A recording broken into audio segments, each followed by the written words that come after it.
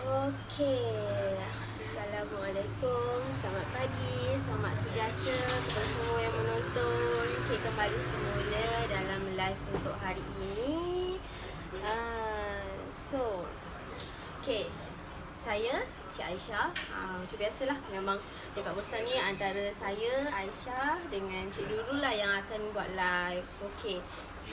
So macam pagi ni saya seorang. Okey.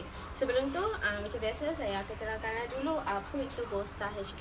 Okey. Bosta HQ menawarkan minuman bulletproof harian anda yang dibuat secara eksklusif bersama sebuah MCT premium kami yang sangat berkualiti tinggi. So, visi Bosta adalah menjadi pengeluar minuman bulletproof terbesar di Malaysia serta membantu lebih 1,000 usahawan Bosta mencapai 1 juta pertama pada tahun 2023. Okey, maaf. Okey, visi Bosta adalah menjadikan Bosta sebagai minuman berkhasiat yang dapat dinikmati oleh seisi keluarga di pesada dunia dengan tanpa rasa bersalah. Okey, kita boleh minum tanpa rasa bersalah. Okey, selaras dengan tagline kami, Eat Fat, Burn Fat. Okay, so sebelum tu mungkin yang menonton ni macam heran, betul dah berapa hari ni kami live tengok kami duduk je. So hari ni kami buat kelainan sikit lah. Kami akan live secara berdiri. Dah berdiri ni dah macam pengacara pula, betul. Okay, so hari ni kita dah masuk bulan April, 1 hari bulan April. Bila dah masuk bulan April ni, diam tak diam ni dah masuk bulan April, betul. Macam sekejap je masa berlalu. Nah, pula tu lagi beberapa hari kita Muslim dah nak masuk, nak jumpa dah bulan Ramadan. So semoga kita diberi kesempatan untuk bertemu dengan bulan Ramadan dan malam Lailatul Qadar, insya-Allah. Okay, so topik kita hari ini kita macam dah beberapa hari macam share tentang manfaat macam-macam. So pagi ni waktu yang baik. So saya nak share lah sikit tentang tips dimurahkan rezeki. So sekarang ni pukul 10.45, betul. So antara masih lagi dalam waktu duha. Okey. Apa tu rezeki? Okey, rezeki ni sebenarnya bukannya dalam bentuk wang ringgit saja, betul. Rezeki ni kadang diberikan dalam pelbagai bentuk, dalam banyak bentuk, sama ada daripada kesihatan, kita masih diberikan kesempatan untuk bernafas, untuk bergerak setiap hari, untuk pergi bekerja, tak ada masalah apa-apa. Itu pun antara rezeki untuk kita. Tak adalah, bukan je kata sebut pasal rezeki, kata tentang duit, tentang harta. Tak, kita sebenarnya rezeki ni banyak rezeki ni banyak aspek sebenarnya. Cuma kadang ada orang yang dianggap rezeki tu bila dapat duit rezeki, tapi bila dapat hadiah, dapat diberi kesihatan yang baik setakat hari ni, dapat bergerak, tak nak pula anggap tu rezeki. Sebenarnya tu rezeki lah untuk kita. So kita sebagai manusia, sebagai hamba Allah, kita patut bersyukur. So okay, apa tu rezeki? Okay, rezeki ni kita macam biasalah, kita sepatutnya kita memanglah kita perlu meminta, betul lah. So antara tips yang dapat menarik lebih rezeki daripada semoga kita dikurniakan rezeki tu, antaranya bersedekah. Sebab apa? Bersedekah ni antara amalan yang dapat membuatkan rezeki kita melimpah ruah. Tahu tak? Saya ada terjumpa lah dekat Google lah. Memang selalu benda ni memang dah kebiasaan lah orang akan share. Ni daripada Rasulullah Sallallahu Alaihi Wasallam bersabda lah. Okay, sesungguhnya sedekah seseorang Islam itu dapat memanjangkan umur dan mencegah mati dalam keadaan teruk. Dan Allah Subhanahu Wa Taala pula menghapuskan dengan sedekah itu sikap sombong, takbur dan membangga diri. Nauzubillah min zalik lah. Okey. So sedekah tu antara yang baiklah, antara amalan yang buat kita mampu tarik rezeki lebih tau. So kita selalu kan orang cakap, kita bagi sikit berganda Tuhan balas untuk kita. So macam sebab tu sedekah antara amalan yang dapat menarik rezeki, dapat menambah melimpah ruah kita punya rezeki. Sebab tu ada amalan, ada solat sunat khusus, solat duha. Okey, solat duha tu antara tips rezeki juga. Tapi tu rezeki yang tips yang saya akan share sekejap lagi lah. Okey. Tapi yang penting kalau kita buat sedekah tu kena ikhlas lah. Janganlah kita fikir sedekah ni dapat menambah rezeki kita. So kita fikir anggap macam dapat melipat gali gandakan kita punya rezeki. So kita bagilah sedekah dengan niat semoga apa yang kita nak tu dapat. Okay, contohlah macam contohlah kita nak benda tu, kita sedekah. Sebenarnya niat kita sedekah tu dah lain. Kita niat sedekah sebab nak benda tu, bukan sebab ikhlas nak memberi. Tak, jangan. Seeloknya kita sedekahlah sebab niat kita memang nak memberi sedekah, untuk berkongsi dengan orang lain, untuk share dengan orang lain. Sebab ni antara yang saya jumpa lah dekat media sosial lah kan. Selalu kan akan jumpa kan, ada seorang ustaz ni, saya rasa dia ustaz memang daripada luar negara lah. Dia ada share lah, dia kata sedekah ni memang seeloknya dalam banyak waktu pun dikira amalannya elok, yang dapat bermanfaat lah untuk kita. Tapi antara sedekah yang paling baik sebenarnya sedekah waktu subuh. Sebab apa waktu subuh? Sebab waktu subuh tu antara waktu yang Allah turunkan malaikatnya untuk mendoakan hambanya yang berinfak kepada sesiapa saja. Tapi macam pelik kan, macam mana nak bersedekah waktu subuh? Betul, subuh tu kan waktu-waktu orang yang ada yang belum bangun lagi, ada yang tengah solat lagi, bersiap-siap nak solat. So ni antara tips yang ustaz tu bagi. Kita dekat rumah kan, kita memang dekat rumah waktu subuh, betul. Okey, ambil sediakan satu bekas, tak kisahlah bekas tabung ke, bekas macam elok tabung lah kan, Tupperware ke, apa-apa bekas. Okey, kita masukkan setiap kali subuh kita masukkanlah duit, tak kisahlah duit, selalu memang sedekah duit lah kan. Okey, kita masukkan setiap kali subuh, setiap hari kita amalkan, masukkan RM1. So sampai masa okeylah kita target sebulan. Okey, sampai hujung bulan kita ambil lah duit daripada dalam tabung tu, kita berilah dekat mana-mana tempat. Contoh macam masjid ke, sekolah tahfiz ke, mana-mana tempat yang kita boleh hulurkan duit tu. So selain tu kita pun dapat manfaat lah daripada situ. Yalah, waktu subuh kan macam mana kita nak memberi waktu subuh? Betul, waktu subuh kan waktu yang orang tengah bersiap-siap nak solat, yang mana yang baru nak bangun yang lain, betul. So tu antara tips lah yang saya jumpa. Sebab yalah, macam saya cakap tadi, waktu subuh antara waktu yang Allah turunkan malaikatnya untuk mendoakan hamba-hambanya. Betul lah, subuh tu waktu yang baik. So sedekahlah. Okay. Yang kedua ni biasalah, sebab kita sebagai hambanya, memang kita sifat kita meminta dan berdoa.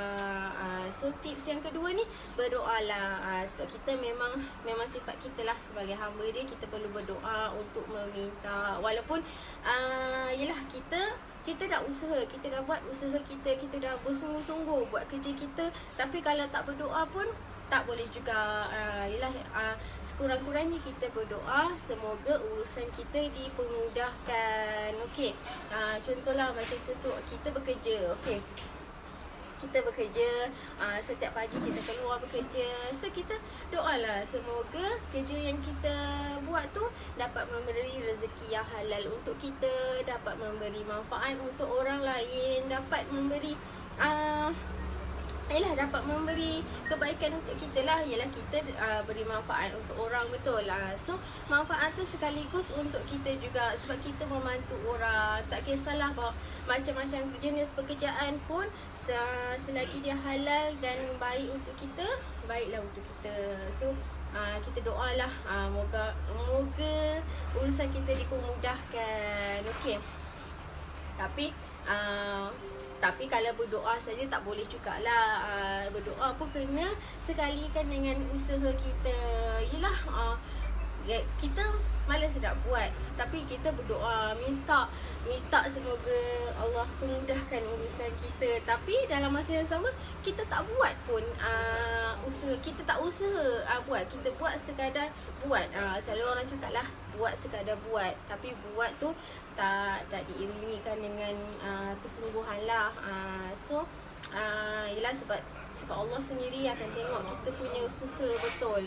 So kalau usaha, kalau buat sekadar buat, tapi dalam masa yang sama doa sungguh-sungguh, minta dipermudahkan, tapi sampai masa tak dipermudahkan, dah salahkan pula. Kenapa aku dah doa tapi tak dapat-dapat? Kenapa aku dah doa tapi tak dipermudahkan? Salah kita ke? Macam mana? So kalau nak dapat, nak dipermudahkan urusan tu, apa yang kita nak tu tercapai, usahalah sekali. Usahakan dengan bersungguh-sungguh lah. Sebab kalau setakat usaha saja, macam buat sambil lewa ke apa, memang takkan ke mana lah, betul. Sebab Allah tu pandang usaha kita. So yang penting kita kena tanamkan niat.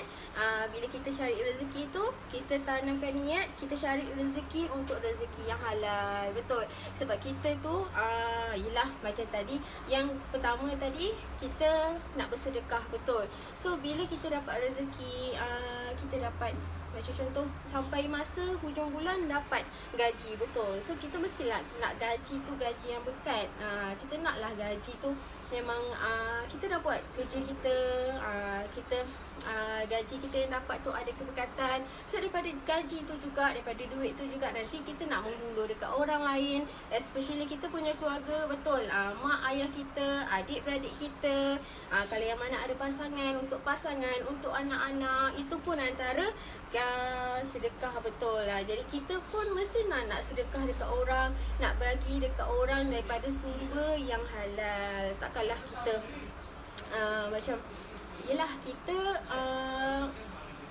buat benda tu sekadar buat, sampai masa dapat gaji, kita tak tahu gaji. Yelah, kita sendiri pun tak tahu gaji kita punya bentuk yang diberi tu kan macam mana. So seeloknya selagi boleh usaha buat, pastikan apa yang kita dapat tu ada keberkatan.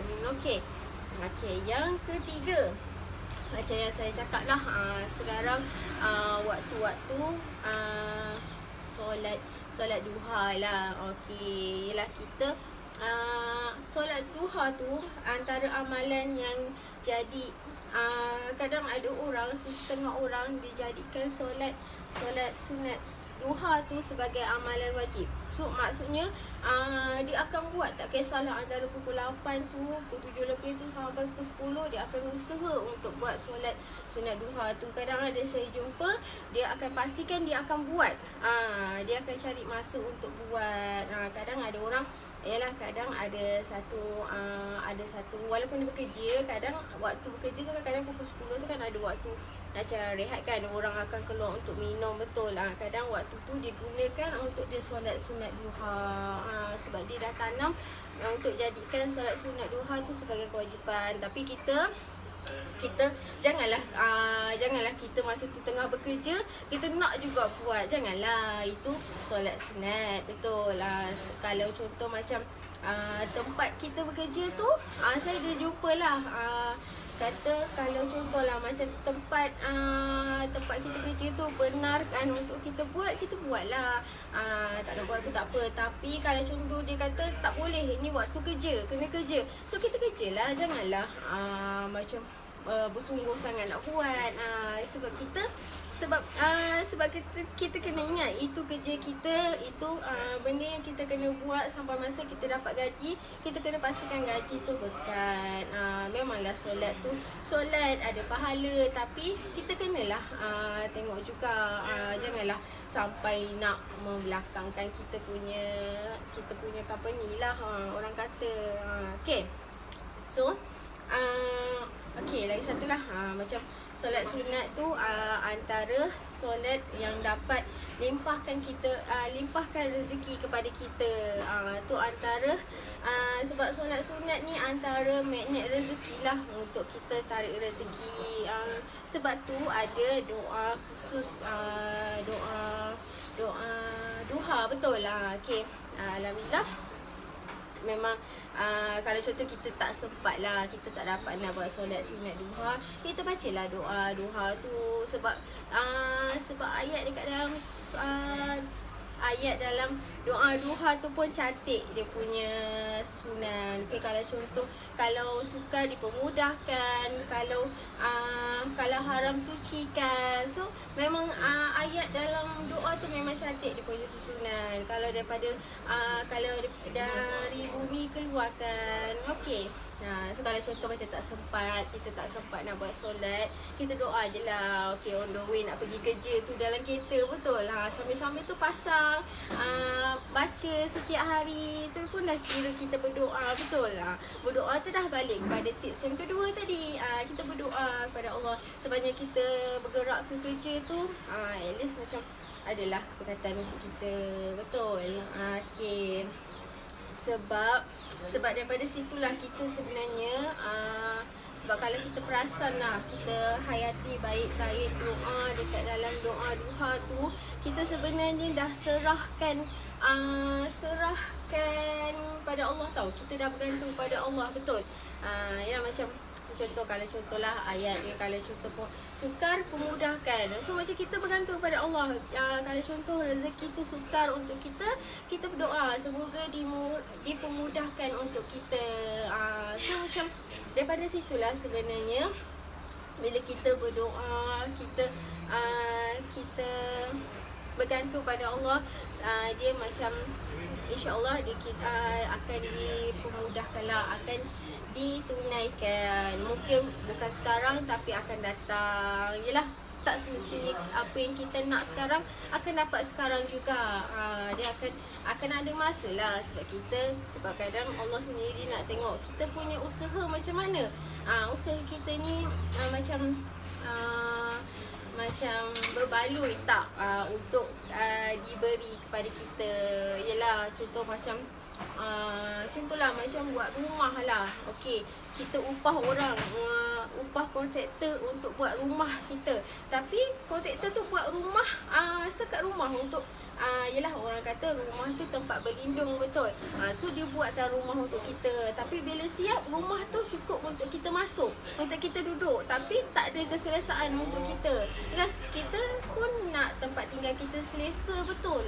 So mestilah nak rumah, yelah dah alang-alang kita upah kontraktor, mestilah kita nak rumah tu baik, sepadan lah dengan harga yang kontraktor tu letak. Tapi bila dah siap, kontraktor tu dah siap, rumah tu pula macam boleh jadi tempat kita berlindung, tapi tak selesa untuk kita duduk lama. Yelah, rumah bila kita dah buat, mestilah kita nak duduk dalam tempoh masa yang lama, betul.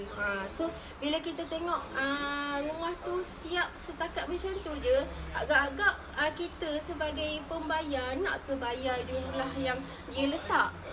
Macam mana? Contohlah rumah tu patutnya harga macam ni, contohlah. Okay, contoh rumah tu harga 10,000, tapi bila dah siap harga tu, rumah tu tak ubah macam 5,000. So agak-agak berbaloi tak untuk kita bayar 10,000 tu, sedangkan harga rumah tu tak hanya macam 5,000 saja. So pada kita lah sebenarnya. Macam tu lah juga Tuhan dia pandang kita punya usaha. So usaha kita bersungguh-sungguh, berbaloi lah untuk diberi. So tapi janganlah kata aku tak minta dapat je. Janganlah cakap macam tu. Kadang kita tak tahu sebenarnya setiap benda yang jadi tu ada sebaliknya. So kalau macam kalau seeloknya kita bersedekah, kita berdoa lah untuk benda yang elok, untuk yang kebaikan kita. So saya kesimpulankan semulalah. Okey, saya simpulkanlah semula. Okey, yang pertama, kita bersedekah. Sedekah tu antara amalan yang jadi boleh tarik, boleh limpahkan lagi kita punya rezeki. Okey, yang kedua, berdoalah semoga urusan kita dipermudahkan, urusan kita berjalan lancar. Yang ketiga, solat sunat duha. Okey, solat sunat duha tu banyak dia punya manfaat lah untuk kita. Sebab tu dia waktu pagi, sama juga macam tadi saya bagi tip sedekah duha, sedekah waktu duha. So sebab tu ada solat duha sekali. Sebab waktu pagi tu kan waktu rezeki keluar betul. So kalau contoh tak dapat buat solat duha, macam saya cakap lah tadi, kita amalkan saja doa duha. Uluri nak pergi kerja tu, sambil-sambil kemas rumah, sambil-sambil masak, waktu sarapan tu kan, bacalah doa duha. Pasang dekat radio pe, kalau tak hafal pasang dekat radio kan. Sambil-sambil tu dengar, lama-lama kita boleh hafal, boleh ingat. Okey, so ni antara yang saya jumpalah. Okey, kalau ni kalau contohlah rezeki, kalau contoh kita nak tu tak dapat, janganlah salahkan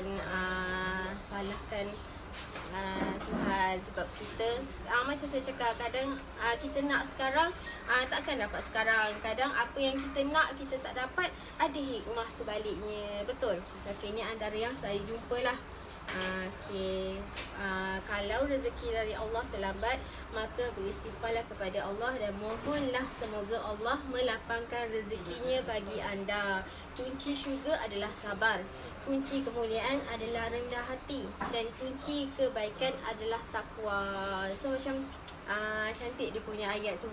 Saya jumpa dekat Google lah. Okey, so untuk antara yang saya boleh kongsikan lah, InsyaAllah kita boleh amalkan, kita boleh sama-sama amalkan. So daripada sini jugalah saya dapat manfaat. Ialah kadang kita tak tahu, kadang ada orang dia tanya kenapa sampai sekarang tak dapat rezeki apa yang dia nak. Orang lain dapat je apa yang diorang nak, kenapa saya sampai kesudah tak dapat. Janganlah salahkan Tuhan kenapa tak dapat. Mungkin ada hikmah kenapa, sebab kadang benda tu ditangguhkan untuk kita. Kadang ada benda memang tak sepatutnya untuk kita, sebab ada kebaikan sebaliknya. Yang penting kita syukurlah apa yang dikurniakan untuk kita. Sebab kita tak tahu benda tu kadang kadang ada orang dia tak bersyukur dengan apa yang dia dapat, sampai masa Allah tarik semula rezeki tu. Sebab apa? Sebab dia tak nampak sebenarnya rezeki tu ada kebaikan untuk dia. Kenapa Allah kurniakan rezeki tu untuk dia? Sebab itu yang terbaik untuk dia. Tapi dia menguat, dia tak bersyukur, sampai masa Allah tarik. Bila dah kena tarik tu, masa tu lah kadang ada yang baru tersedar. Kenapa dah dulu tak bersyukur, kenapa dulu tak manfaatkan dengan seeloknya, tak manfaatkan dengan sebaiknya. Sebab apa? Kita tak bersyukur. So apa yang kita ada sekarang, apa yang kita dapat sekarang, kita bersyukurlah, manfaatkan dengan sebaiknya. Dalam masa yang sama, kita usaha, kita doa untuk apa yang kita nak. Semoga apa yang kita nak nanti dipermudahkan untuk kita, insyaAllah. Okay, so saya nak kongsilah sikit. Ni antara doa yang saya jumpa jugalah. Okay, InsyaAllah mungkin boleh boleh catat ke, boleh ingat ke. Tapi benda ni, doa ni memang saya ada jumpa dekat Google lah. Sebab Google kadang banyak sebenarnya. Kita je yang sebenarnya nak kena cari, kena rajin cari. So Bismillahirrahmanirrahim. Ya Allah, sekiranya rezeki kami berada di langit, maka turunkanlah ia. Jika ia ada di bumi, keluarkanlah ia. Dan jika ia ada di dalam lautan, munculkanlah ia. Sekiranya rezeki kami ada di tempat yang jauh, dekatkanlah ia. Jika ia sedikit, banyakkanlah ia. Dan jika caranya sukar untuk sampai kepada kami, mudahkanlah ia. Serta pindahkanlah rezeki tersebut kepada kami dengan kemuliaan, kepemurahan dan kebaikan-Mu, dengan rahmat-Mu, wahai yang maha pengasihi di antara yang pengasih. InsyaAllah. Amin. So kita lah kadang tak semestinya rezeki tu dalam bentuk duit. Macam mula-mula itulah yang saya cakap, kadang tak semestinya rezeki tu dalam bentuk wang ringgit, dalam bentuk harta. Tapi rezeki dikurniakan kesihatan yang baik sampai kita boleh bergerak ke sana ke sini. Rezeki sepanjang kita dapat bernafas, dapat hidup lagi. Paling penting kita dapat tengok lagi mak ayah kita. So bersyukurlah. Itu antara rezeki juga untuk kita. Sebab saya macam yelah, doa mak ayah tu antara doa yang tak ada blok, betul lah. So bila masih ada mak ayah tu, kita hargailah betul-betul. Syukur diorang masih ada. Sebab kadang ada orang yang tak ada dah dua-dua. So hargai betul-betul. Kita syukur dengan apa yang kita ada. Janganlah banding-bandingkan. Janganlah tanya kenapa orang tu ada, aku tak ada. Kenapa orang tu dapat, aku tak dapat. So semua benda tu ada hikmahnya. Yang penting kita bersyukur. Okay, ingat bersyukur. Dalam masa yang sama, kita usaha, kita berdoa untuk dapat. Itu sajalah. Sebab nak cerita pasal rezeki ni sebenarnya banyak tau. Macam yang penting kita nampak lah. Kadang ada orang dia tak perasan pun benda tu rezeki. Tapi bila dah hilang, baru nampak, oh benda tu sebenarnya rezeki untuk aku. Misalnya aku tak hargai dulu. So janganlah sampai kita terlambat. Okay. So semasa pun mencemburui, tu antara tips-tips daripada saya lah.